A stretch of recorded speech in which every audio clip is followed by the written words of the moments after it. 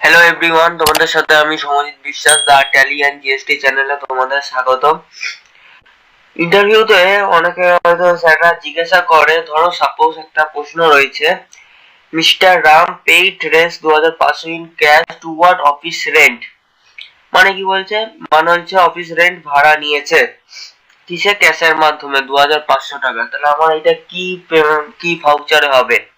যদি বলে অনেকে অনেক তখন এটাকে হিসাব করে বলতে হবে পেমেন্ট ভাউচার হবে, কারণ এখানে প্রশ্ন বলে দিয়েছে পেইড অপশন।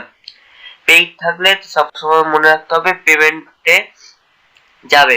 তাহলে আমার কি হবে সেটা আমরা করব এখন। ধরো সাপোজ আমার এখানে রেন্ট এক্সপেন্সেস হবে ডেবিট 2500। কিসের মাধ্যমে আমরা করেছি? ক্যাশের মাধ্যমে।